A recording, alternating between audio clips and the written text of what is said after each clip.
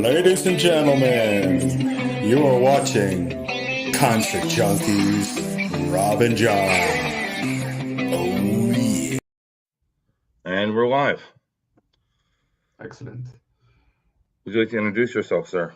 Yeah, my name is Ivan. I play in a progressive metal band called Opensight, and we're based in London. We just got a new record out called Mondo Fiction. I don't know if you want me to to keep going talking about anything, unless I don't want to kind of like bump into or answer any questions that you have ready for me or anything. How did you get started in the music industry?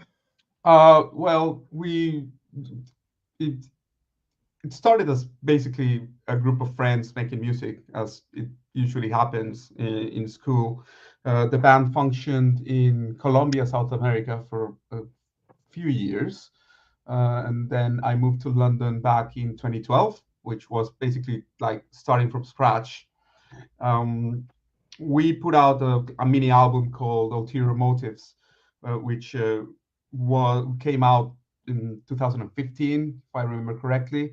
And that's when the band got like a statement of what the band's about, like the film music influence and,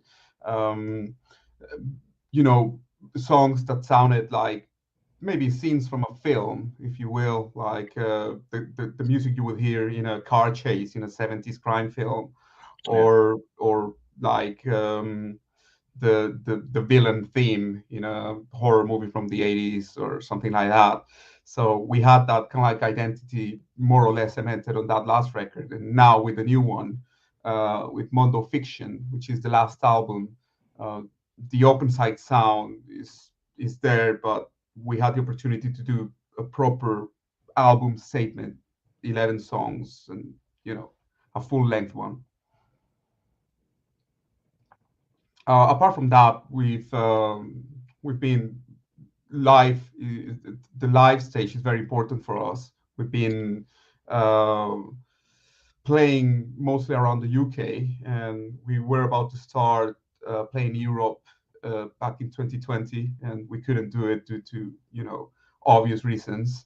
Yeah. But what that does is that really gives you kind of like makes you more thirsty, a bit hungrier really, to go out and play live. And we've been doing that. We have a few dates for this year, a nice run, and we're piling up. So let's see what happens. We already got started, and it feels great. Are you planning on going to the States at any point? We would love to. I lived in the States when I was a teenager, and I'm very fond and come back every once in a while. It would definitely depend on logistics and budgets, really. But hopefully we could arrange something. We're still pretty far away, but as soon as we can do it, we would definitely love to go to the US and do a proper run of dates there. So what did you miss from the States? Is there anything specific? The thing is like I grew up with more or less like popular culture from the US, so all the films and some of the music as well. Although the music thing is a bit more mixed up with UK and Europe, especially talking about metal music. Okay. But yeah, I like that things are big there, in terms of spaces, the atmosphere, people. The US is huge, so every time I go there, it's just cool. I have a family living there, so it's always a pleasure to go there and hang out. I like American comfort food as well, and Yeah. it varies among places. So yeah, I think when you visit different countries, you pick your favorite stuff in each country. So that happened there because I lived in the US, and when I come back, it's always fun. Going back to the music side, who influenced you to play music? Growing up, it's been always the classic bands. When it comes to metal in particular, which Yeah. is basically, growing up listening to Metallica, Iron Maiden, Megadeth, Slayer, and whatnot. So basically, you end up making that kind of music spontaneously, regardless of whether nowadays we listen to a wide variety of stuff. When it comes to more contemporary bands, we always been inclined more towards the maybe unique sounding, more progressive types of bands. Let's say Opeth, Devin Townsend, that sort of thing. Cynic. Um, when it comes to metal, when it comes to other genres, we of course like film music, video game music.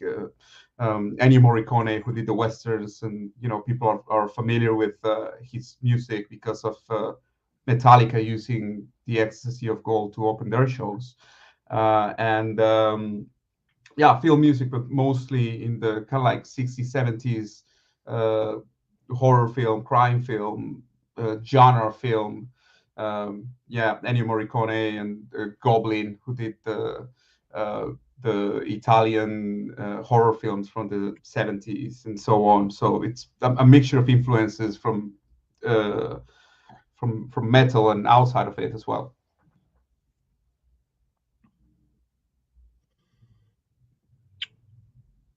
Is there a song that describes you as a person?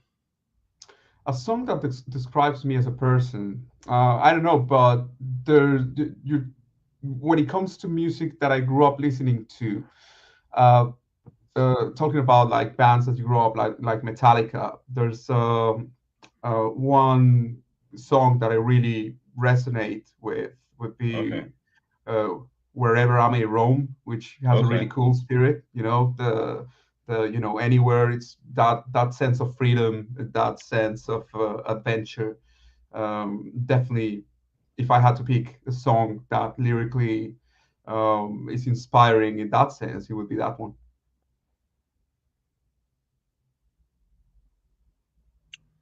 So, what would you like to leave as your legacy? I think that the same way that when you listen to music, your imagination gets captivated, and you are able to go to a different place because of the music, and reach that other place. I would like our music to be like that. The legacy being like, this music captivates the imagination of people, and this music takes me to a different place. So I would like that. I would like the music to have that effect and to be remembered by having that effect, as well as I got the same from the bands that I grew up listening to.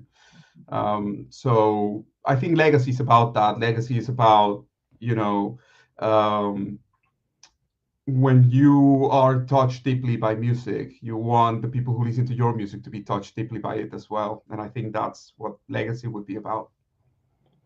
But I'm saying on a personal side. On a personal side, Yeah. I think it would be about freedom, really. The legacy would be like, I was able to do whatever I wanted with music without any truthful and pure, and I was able to have music as my honest creative outlet, and do what I feel I want to do with it, with no compromises. That would be kind of like what music would be for me as personally, and the legacy that I would like it to have, to be like completely free and no compromises and honest.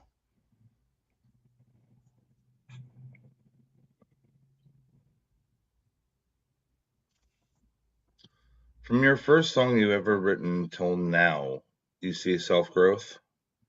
Yeah, definitely. There's always growth, and there's always looking back and saying, "Oh, I could have done that better," because you are never happy, really. But yeah, there's definitely growth in terms of not only doing stuff that you feel happier with, and that is a bit um, more spontaneous and more sophisticated and more effective as songs.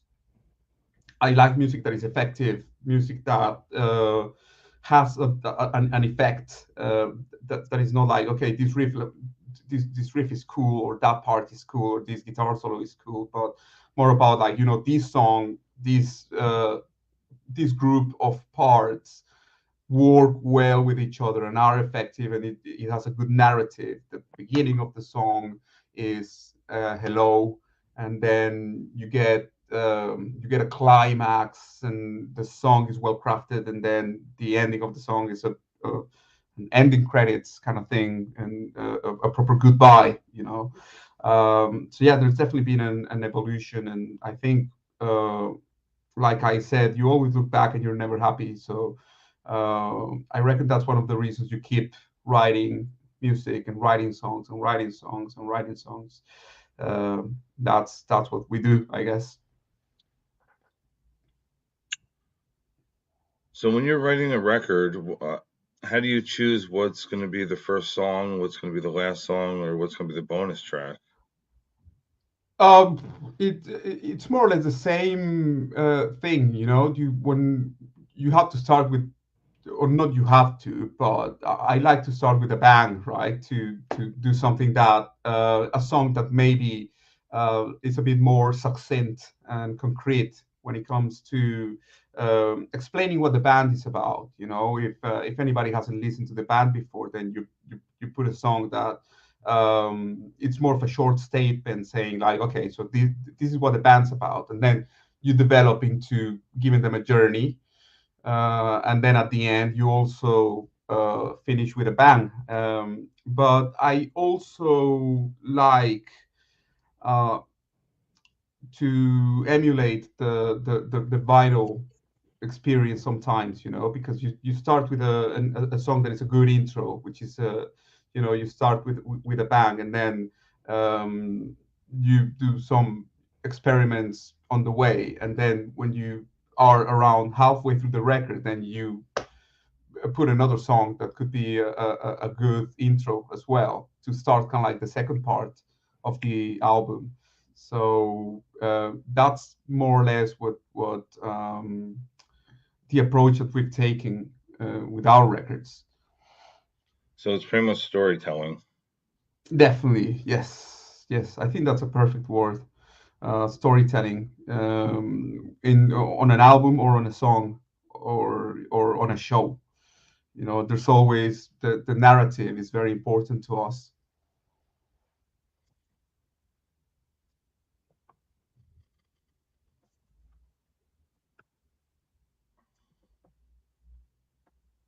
So some of your music videos, it's pretty much spy themed or horror. How did that come about?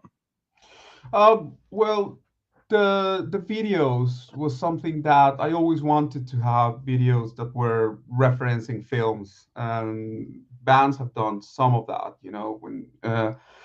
but I always wanted to capture a certain vibe, which is the vibe that you get when you see like film trailers from back in the day, of maybe like grindhouse films and Yeah. B movies, and in the UK there was something called the video nasties, which was the list of films that were banned during the VCR video era of genre films and horror films, and that kind of like that feeling of doing something that it's forbidden, so to speak. All right. So all our videos are like as if they were film trailers from films that might not exist, but that have that message about like, look, this is too intense, so it's been banned, or this is too horrific, or this is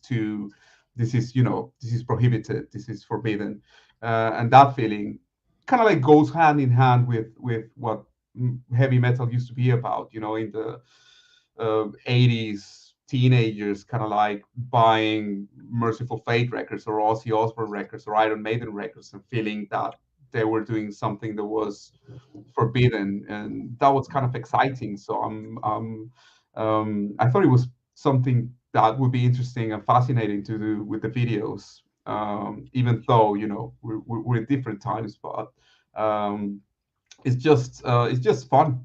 It's just fun, and it connects with the cinema thing, which is what the band's about. So yeah, yeah, we've been having fun, and also it's very interesting when people see the videos because they're kind of like that spark of like whether is this something that you guys filmed or you got the footage somewhere else? Where does that footage come from? Or, there's always that question that people are asking constantly about the videos. And it's interesting to have people kind of like wondering and feeling curious about it.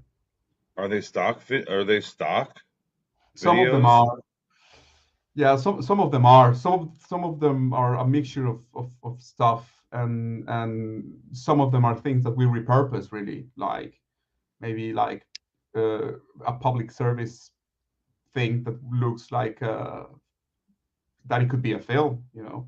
So we just hunt for the right things, and we make it work according to the concept. But how does that work? I mean, can you get copyrighted for it, or is There's it? there's tons of public domain stuff out there that you can use. So you've seen, like, for example, I think it was Faith No More who've used like really old films to do their stuff. So it's kind of like a similar approach. I think they used Carnival of Souls. Okay.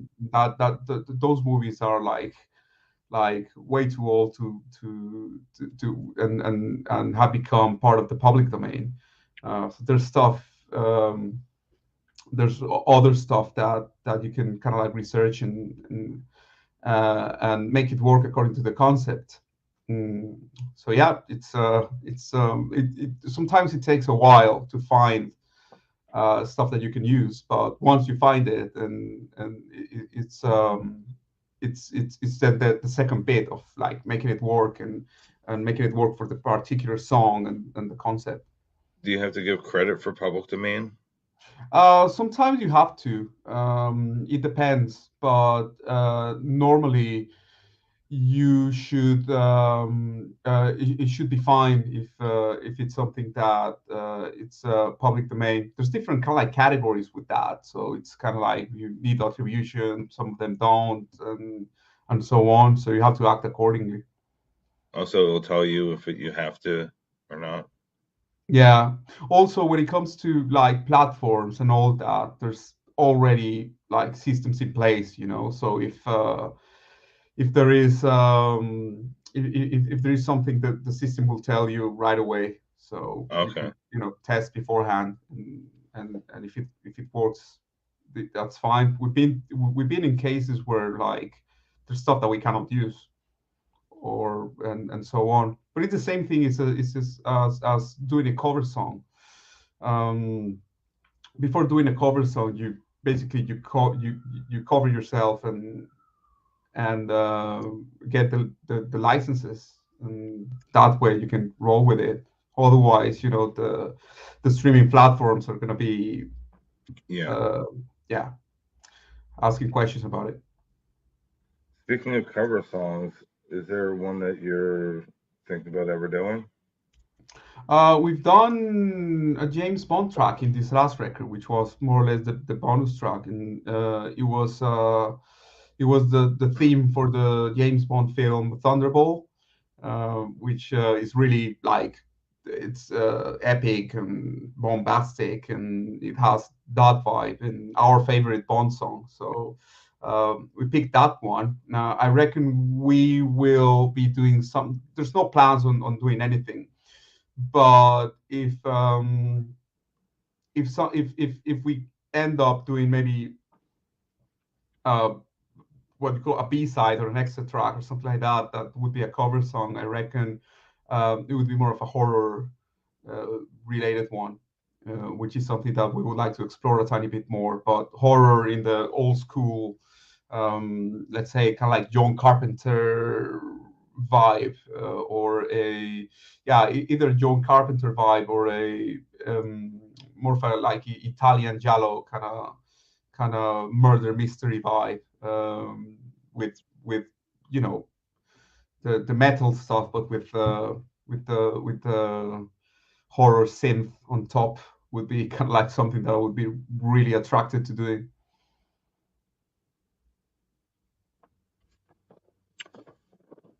What was the best advice you were ever given? That I've been given, or Yeah, that somebody told you. I think take the business part seriously and don't compromise artistically. I think that's the best thing in terms of like wearing different hats. Some people uh, don't want to deal with logistics or a ton of work that I do in the band is like on spreadsheets. We're going out on tour, and then there's budgets and all the boring stuff. You have to do the boring stuff, and when it comes to the music, just be true to yourself. That's probably the most valuable one that I've been following. So how do you deal with criticism when it comes to the music part of it? Well, it depends really, because I'm completely okay with people disliking things, especially nowadays, because nowadays you see a lot of people when you are when people make comments or something like that, and they say, I don't like it, that's not my cup of tea, and then there's a backlash of like, oh, you're being negative. But I completely expect people to like what we're doing, and I expect other people to don't like what we do. And we've been getting like people that say, what, these soft rock guitars that these guys put in their music, we don't like it. And to me, it's like, yeah, great. I mean, you don't like the same stuff that I do, and that's basically the difference. And there's people who like our stuff, there's people who dislike it, and I wouldn't have it any other way, really. Because when you get the people who are saying like, this is exactly the kind of music that I want to listen to. I love the incorporation of cinema sounds and the vibe that and the sense of adventure, the fact that you are kind of like going in different directions. Some people love that, and some people don't like it. And I'm cool with that. I'm completely cool with that. I would rather have that than to kind of like um to have reactions of, okay, that's fine, and or to when you're doing something that is a tiny bit different, you get those reactions and people react to it. I would rather have people reacting to it, even if it's with an I don't like it, than to have no reactions at all. With the tire gaslighting. Sorry. With the tire gaslighting. Yeah. Sometimes you get people who might be expecting.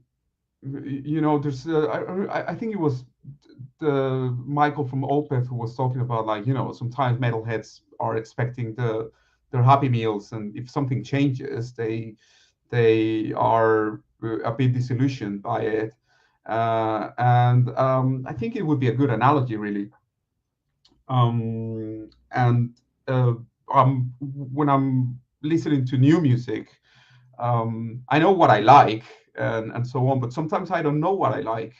And sometimes I discover something that is surprising, and I like to be surprised. So yeah, I reckon sometimes people know what they like and they go for it, but sometimes people also like to be surprised, and I'm completely fine with that.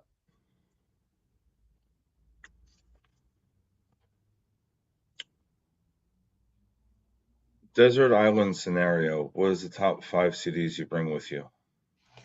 Ooh, that's a difficult one. That changes with time.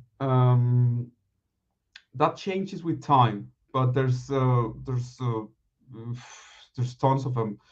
I would put into that five, and I'm gonna be like off the top of my head, because it would take a long time to kind of like gather everything. But Yeah. let's say like Ghost Reveries by Opeth would be one of them.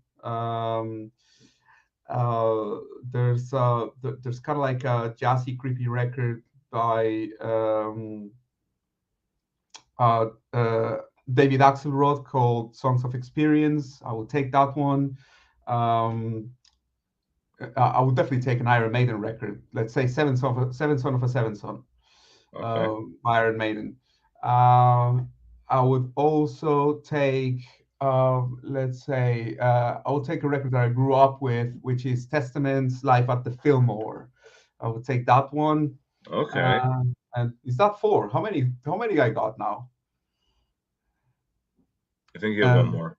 I have one more. So let's say a best of Ennio Morricone's westerns soundtracks. And those would be the five. But I reckon if you ask me the question tomorrow, I would probably come It'd up with a probably be different. different. Yeah. But I reckon I would be happy with that. Listening to those records. What was the first concert you ever went to? The first concert I ever went to was the first concert I ever went to by myself. Rock concert would be Testament. Demonic World Tour 1998, and it was a pretty. It was I was like at that time I was fascinated by the band, and the that's where I met the friends that ended up playing music with me initially. So really fond memories of that show. um, of that Testament show. It's just one of those early influences, and I got to see them when I was really, really, really into them. So Yeah. it's a really good memory. Yeah. They're actually playing by me in, I think, June, I think. Oh, really? Yeah. Really, really. They're really worth catching. I've seen them around 4 or 5 times, I think, Yeah. in different places, and they always deliver. And they have Dave Lombardo now on drums. Yeah, I heard that. And that's that's awesome. It's like a really solid lineup that of those guys. And I've never the last records I kind of like check them out and I enjoy them, but the early stuff, it's what I really like to hear. They're classics. Also, they've been consistent. They've been putting out some really cool stuff every time they put out a record.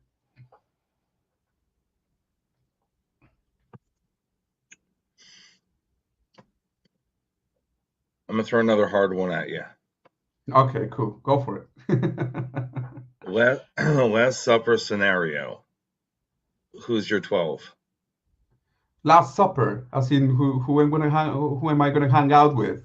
Yeah, who's your disciples? Oh, okay. So Steve Harris would be in there.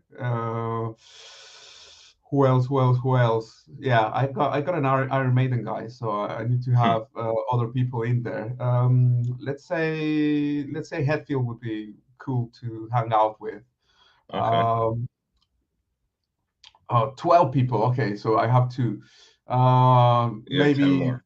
yeah, 10 more. I don't know if having Tarantino there would be annoying, but it would be cool to have there like talking about film.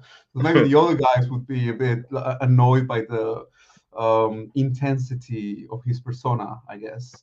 But it would be cool to have him. I would love to have a guy like Robert De Niro hanging out there as well, and I've always Okay. loved him. He's amazing. He's like he's the other kind of like you have Tarantino on one side of the table, and I will have De Niro on the other one, because De Niro is always kind of like unassuming and all calm down and really kind of like a quiet guy, and then you have Tarantino on the other end Yeah. of the table, like being really loud and shit. So yeah, I would like that. I need someone from the horror world. But who? Um, okay, so who I would maybe like a guy like Tom Savini would be interesting. he seems like a pretty cool guy actually, and I was watching a documentary about him and all the special effects and all that, and like the whole story of him becoming like this gore special effects wizard. And it seems like he would be like a very interesting guy to hang out with. He seems like a cool guy. um who else? um mm, who else? Okay, so are we lacking any? Have another British person, maybe either. They could be fictional characters as well. I could be fictional characters as well. Oh, that's cool. Okay. Make it interesting. Yeah, let's make it interesting. Fictional characters. Fictional characters. Have you seen the good, the bad, and the ugly? I think so. Yeah, it's a western, but let's put Clint Eastwood there, just Okay. because it's not fictional, but Clint Eastwood would be a cool one. I kind of like the fact that he's like, I don't know how old he is, but he's still kind of like grinding the films and making them and directing, and Yeah. like in that mode. I think that's very interesting, and I don't care how old he is, but it would be cool to have Dirty Harry there.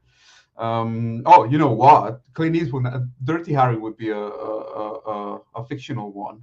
That Yeah. would be great. Yeah, Dirty Harry would be a really cool fictional character to have. Oh yeah, yeah, yeah. Yeah. Arnold Schwarzenegger would be good.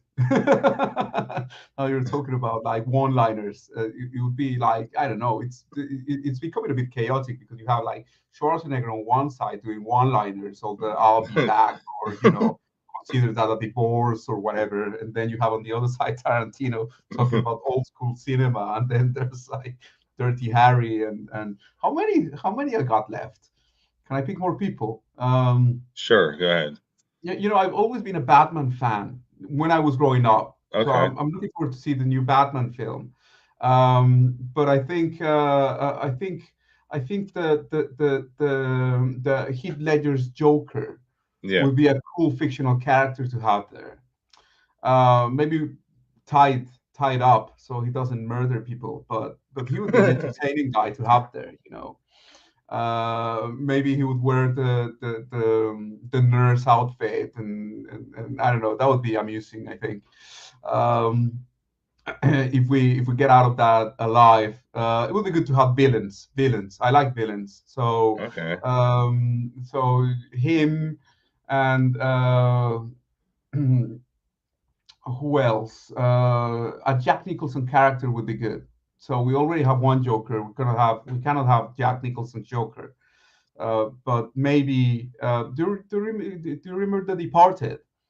I think so. Yeah, so he did a really good role there, a really good gangster role there. So Jack Nicholson, more or less, he's a villain anyways. He always plays, especially his later roles, when he was always kind of like a charismatic villain. So Yeah. I would love to have Jack Nicholson in any role, but that gangster role that he played in The Departed, maybe that would be another person to have there.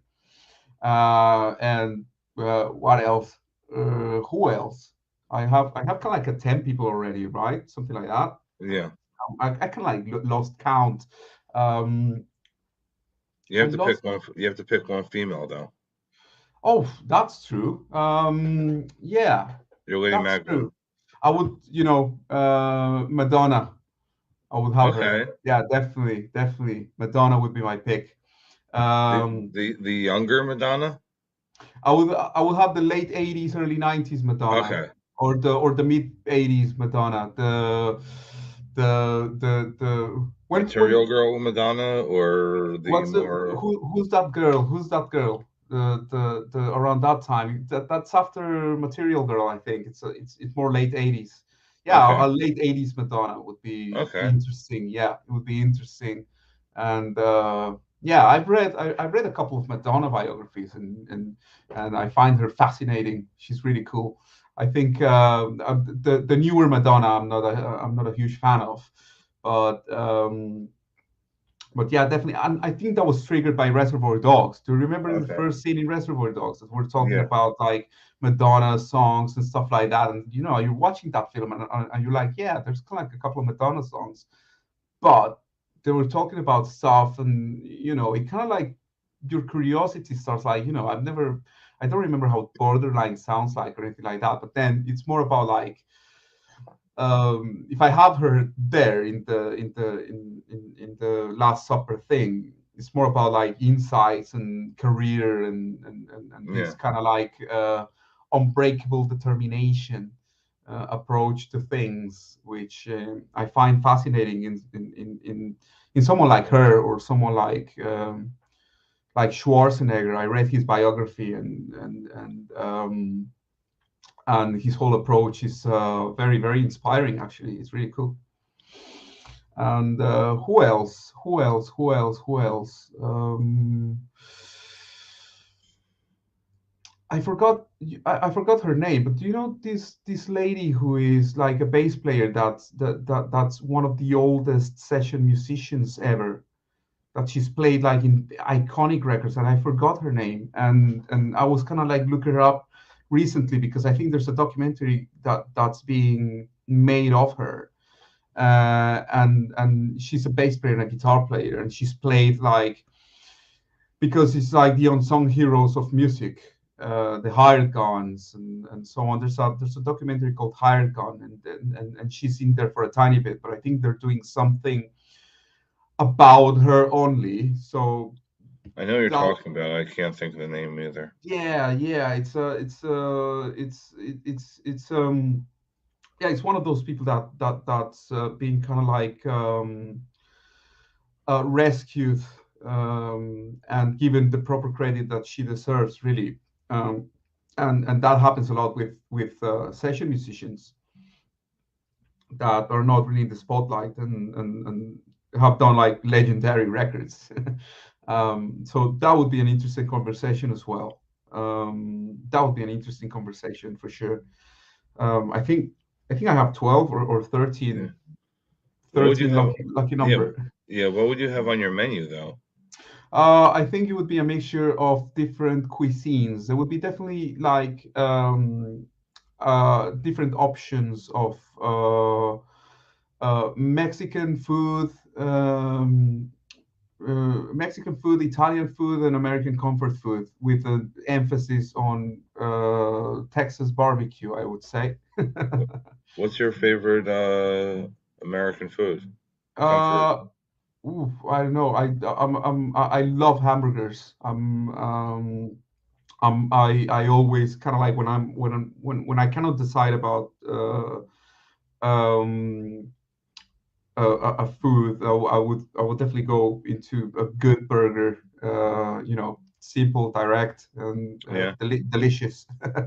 But I'm curious about, you know, there's uh, you know, the fact that, you know, in America pizza is different in different places, you know. So you have the Yeah. deep dish on one side, and then there's the New York on the other side, and you know, that sort of thing is very interesting.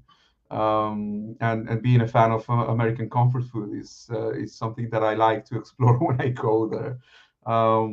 Trying to pace myself, of course, but yeah, Yeah.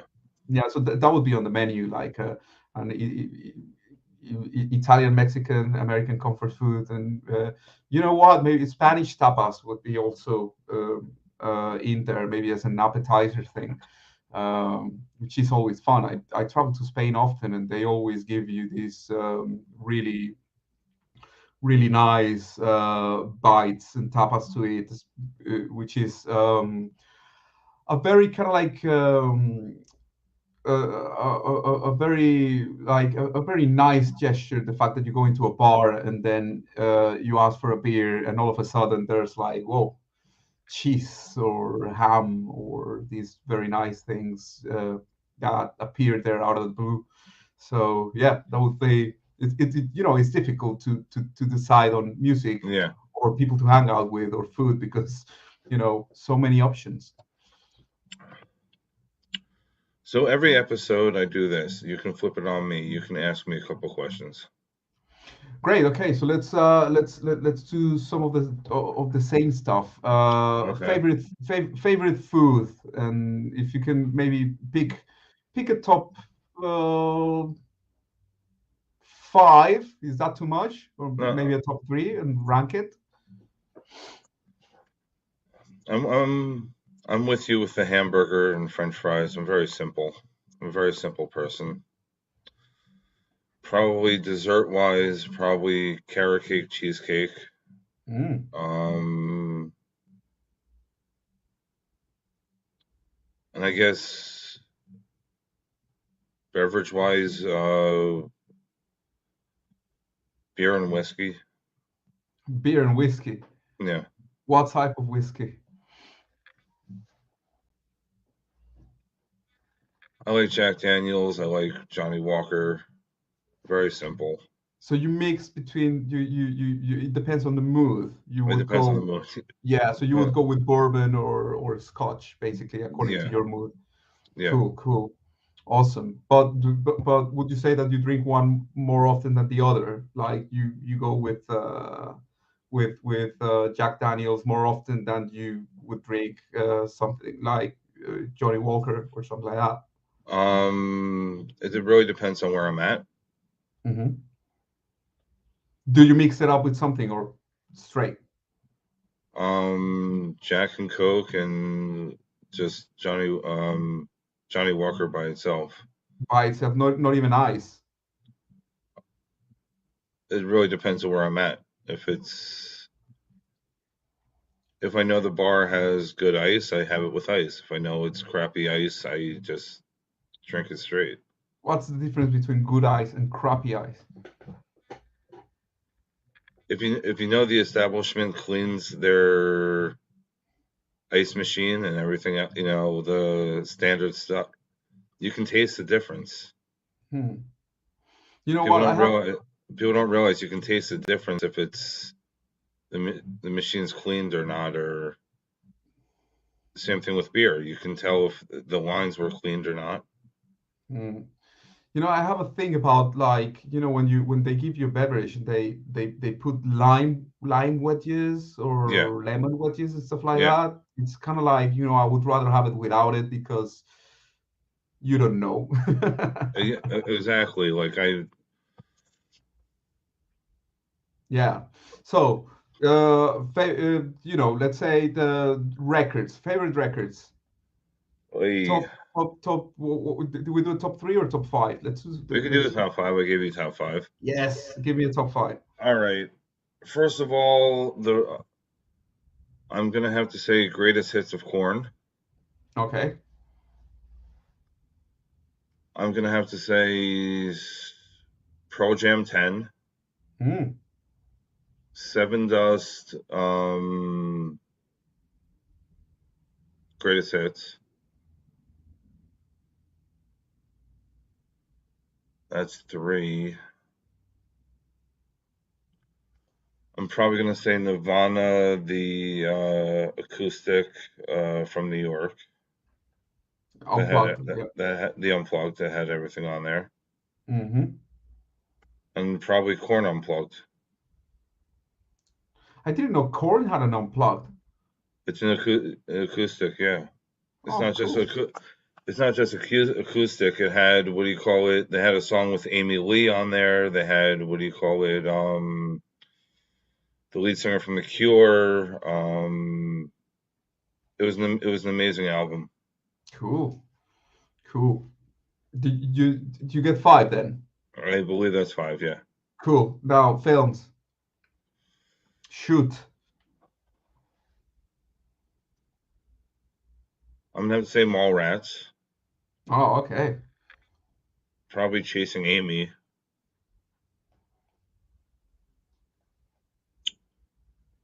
I'm probably gonna hear crap from this, but Save the Last Dance. Okay.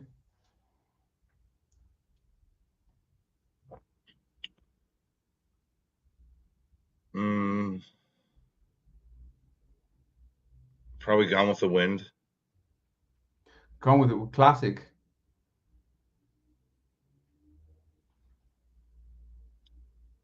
I gotta throw Sandra Bullock in there, so I'm gonna have to say probably Speed. Oh, cool. So that's one. It's been ages since I've seen Speed. I'm But a yeah, big if sorry. I'm a big Sandra Bullock person, so Yeah, yeah, yeah, yeah, I've seen yeah. everything except for the Bird something. I Oh, I know. Yeah, I know one. The more recent one, which is kind of yeah, like a the horror one one. yeah, the blindfolded one. Yeah, I'm not really. I haven't seen that. I started seeing a little bit of that, but it didn't grab me, to be honest. But yeah, definitely I would say like Speed would be one of the top Sandra Bullock films, definitely. What about which one I love?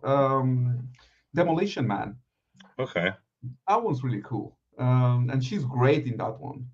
Apparently, she's in a new one as well coming up soon. Really, I think the last one I've seen was something called The Heat or something like that. Yeah, she's in Uh, something. She's in some things. I don't know when it's going to be released. yeah, she has kind of like some charisma in there. So I reckon she's going to be in your table, Last Supper. Yeah, it should be there. Should be there. So Yeah, so would you add like maybe Kurt Cobain to the mix now that you picked a couple of Nirvana records? I would probably put, and this could change at any point, but I'm saying I would have definitely Johnson Davis. Mm-hmm. Probably all fictional. I mean, on the fictional side of it.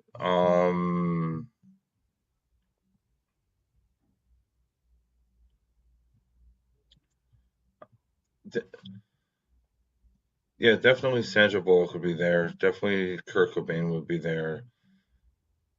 Definitely Eddie Vedder would be there. Mm-hmm.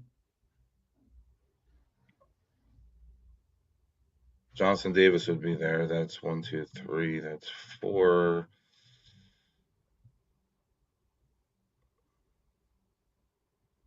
I'm trying to think because I know I asked a hard question, but on my side, I'm like I don't.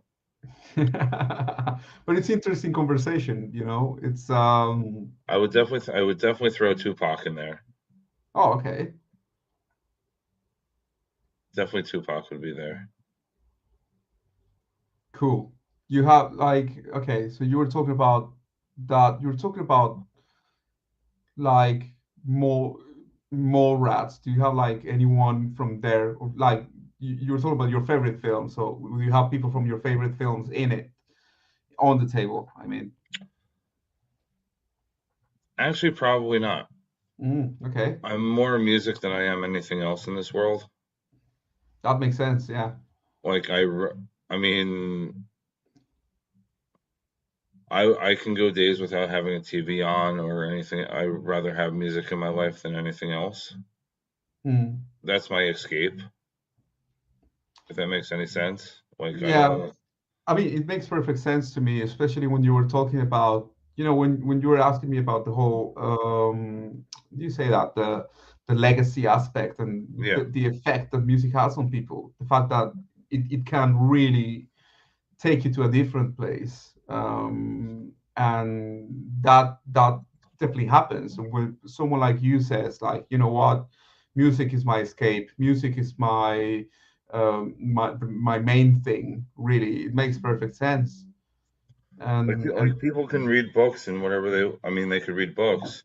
yeah, My when I said earlier that you know you're telling a story.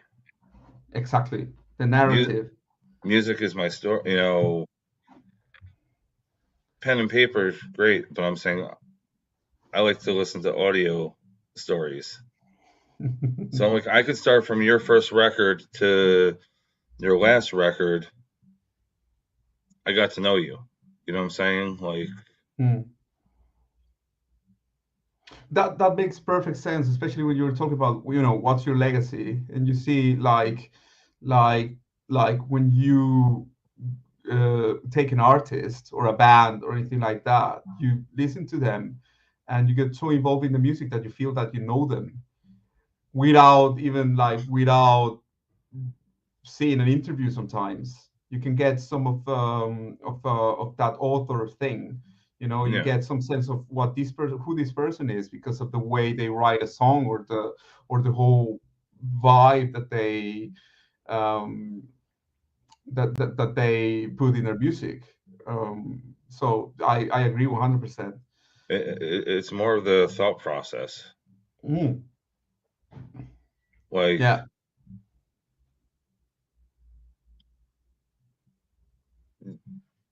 with music, you put everything into it. You know what I'm saying? Sweat, tears, emotion. It's your entire being. Same thing as an artist or a writer or everyday human life.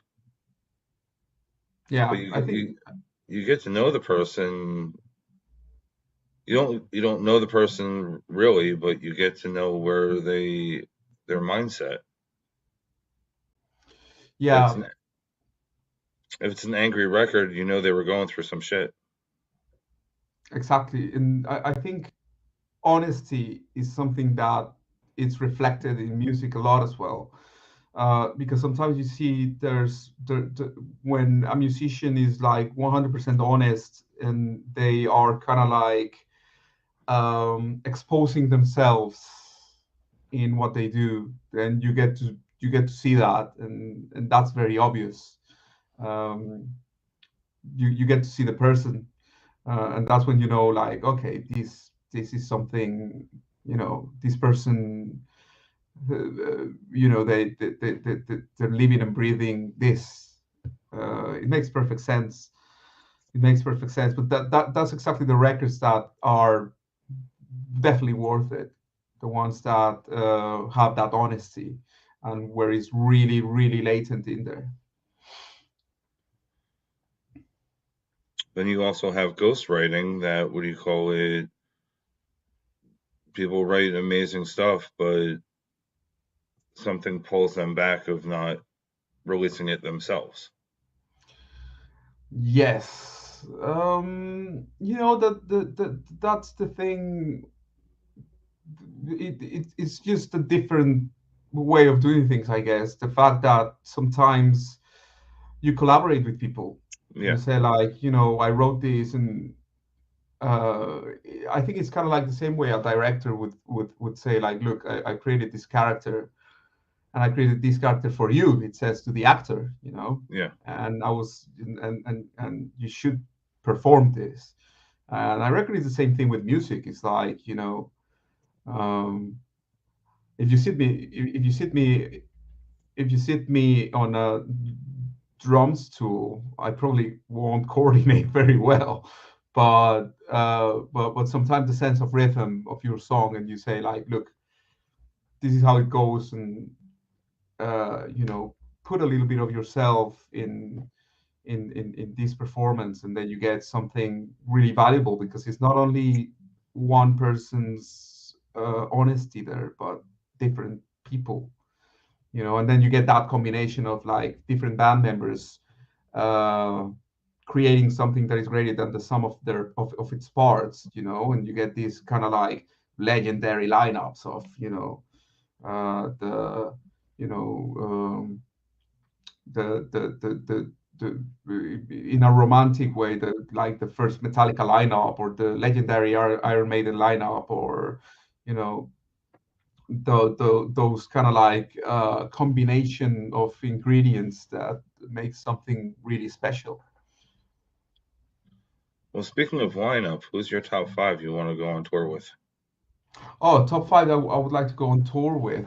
Yeah, I would like to go on tour with. I would definitely be absolutely fascinated to open for Opeth. Yeah, Yeah, open for Opeth. I would like to, when it comes to newer bands.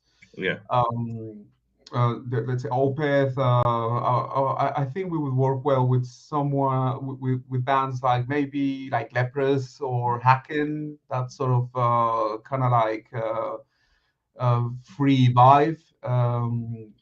And I don't know. The thing is like always like like open for Metallica. Would love to, or Iron Maiden or something like that. But that's you know I don't know if it would be a good when you're opening for a band that is that big. Yeah. Sometimes people tend to ignore you. You know, Yeah. it's a difficult one. It's a difficult one. So I would rather pick bands that are like not as huge for us to play with. You got to go to a certain level before going before a legendary act, and I don't know if bands nowadays are going to be able to reach up to that level of hugeness as they were able to do it beforehand, before the MP3 revolution. But nobody knows really. So with that said, what would you want to change in the industry? Um, it's very difficult. I think that I think we come to a place where like technology is responsible for how everything else works. So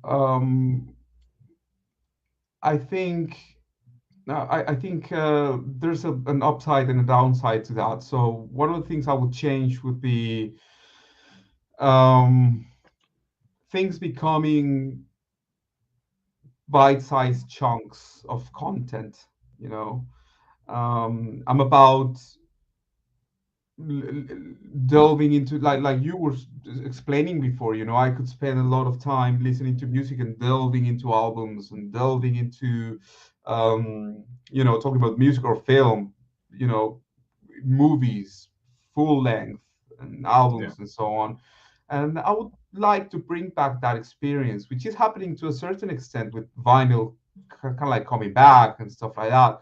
But I still see people being a bit lazy when it comes to how they spend their free time.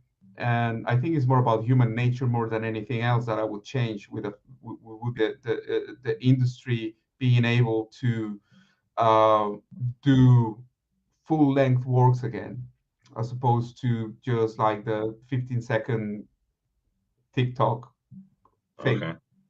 That's what I would change. I would push for the industry to present to people um, more cultivated and works that maybe require more attention. Um, that's something that I might be missing about the old industry as opposed to the new one. Although, I mean, we adapt even if we're doing stuff that needs that attention. It's fine, but I would definitely uh, uh, go down that route. Really.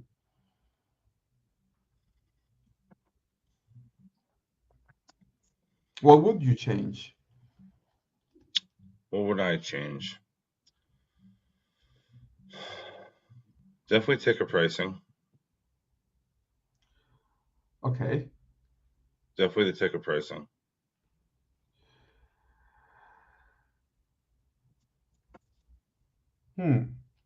So you reckon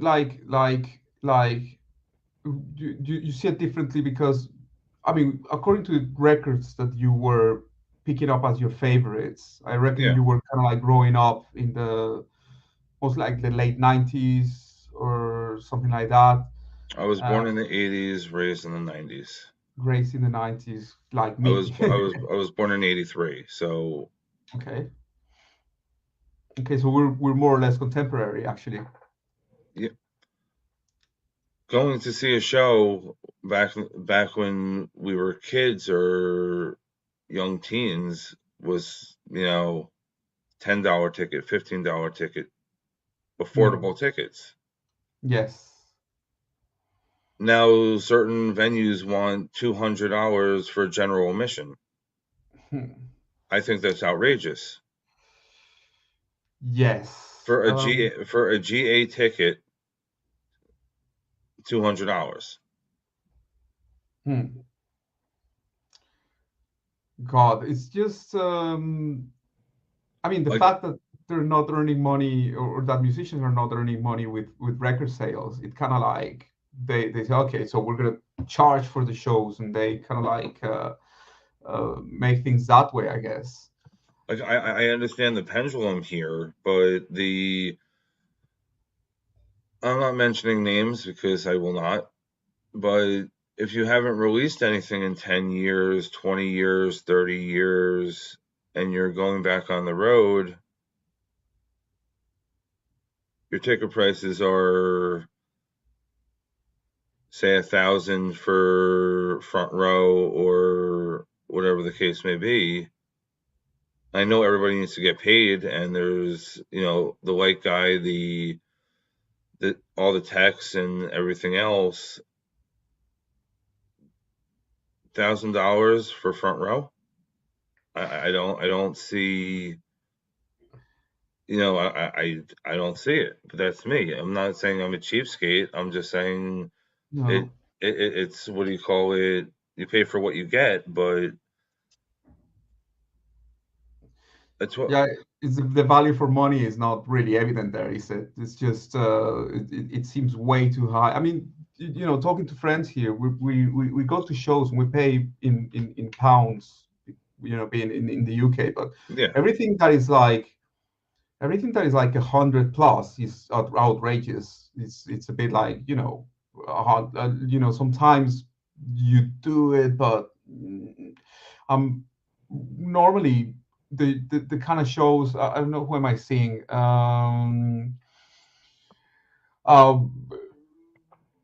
It would be like, £35, something like that, which would be around like $40 or $45 or something like that for.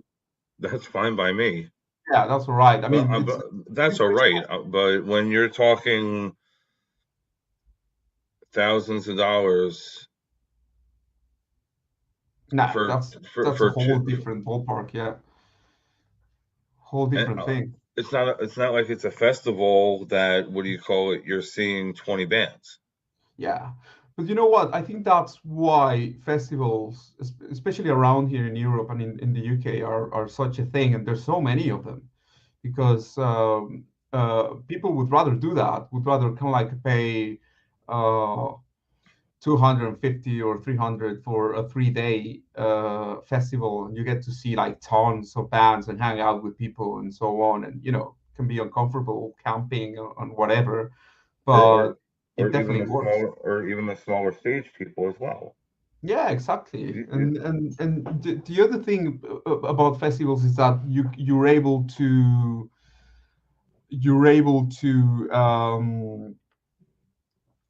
discover new bands as well. Yeah. Which is really cool. And they normally have like, the smaller stages, and they give the opportunity to bands that are not huge, or that are like, promising bands, and then they give those spaces to bands to really showcase themselves. Yeah, into the right audiences as well. So yeah, I'm a fan of festivals existing, and it might be that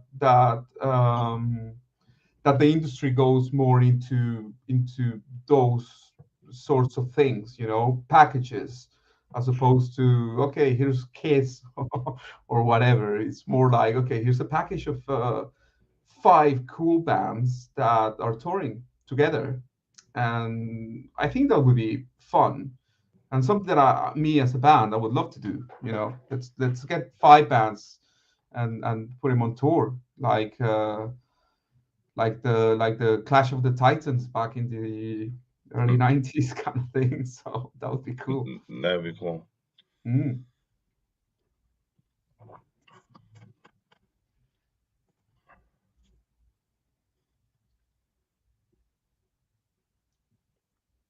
So do you like playing festivals over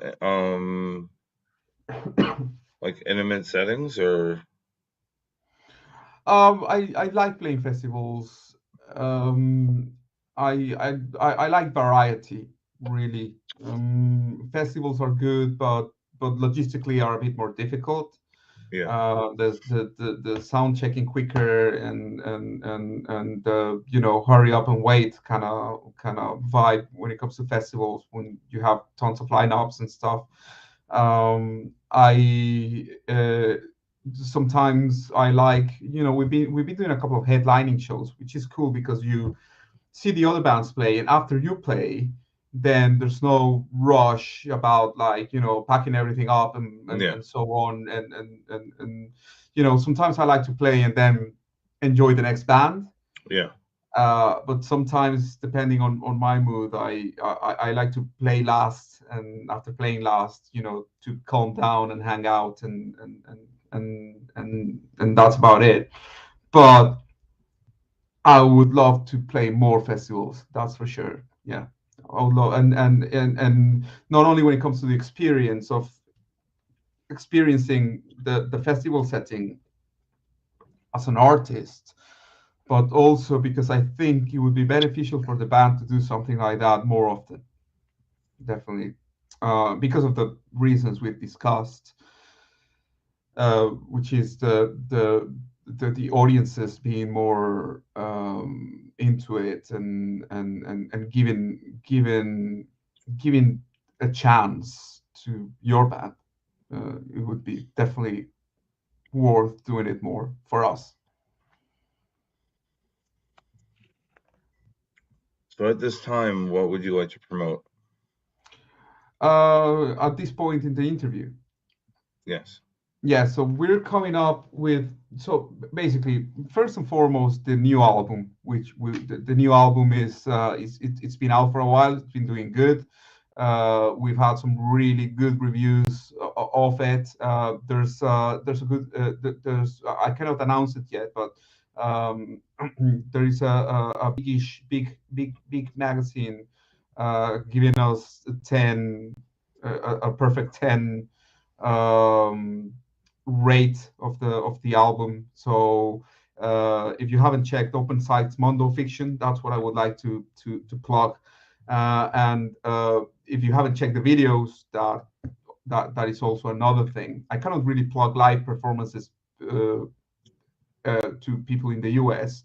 We would definitely love to go, but in the meantime, check the album, check the videos, which are really cool, and don't hesitate to be in touch. We really, one of the cool things about playing music is just making friends who are into the same kind of stuff that you are into.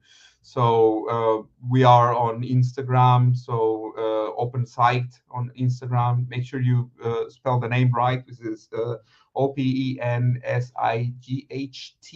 And sometimes people misspell it, but we are there. We are on Instagram. We are in Facebook. We are in YouTube for all the videos, and we are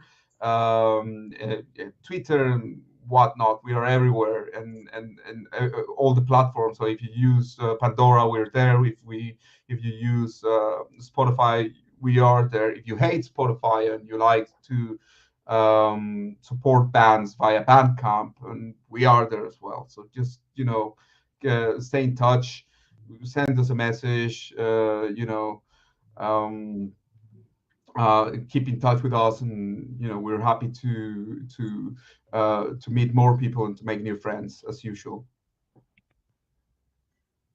So last question of the night. Yes. What messages would you like to say to your fans? Just first and foremost, huge thank you for the kind words, for being in touch, for supporting the Opensight. First, and second, just keep promoting music, keep supporting music, keep going to shows as often as you want to go to shows. Things are getting better now, and we're playing. So support the bands that you like. keep supporting music, and music.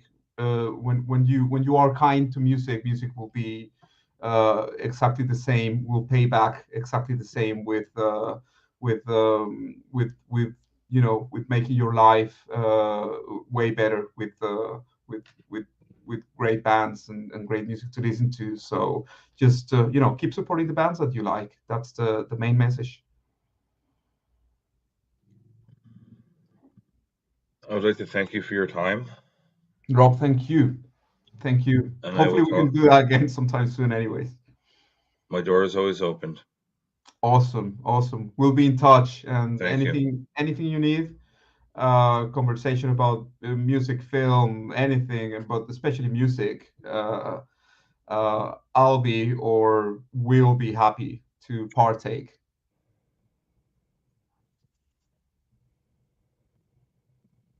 One more thing before I sign off. Please, guys, do not forget to subscribe to this channel and hit the like button for more notifications. Thank you and have a great night. You too. Have an awesome night, man. Take You care. too.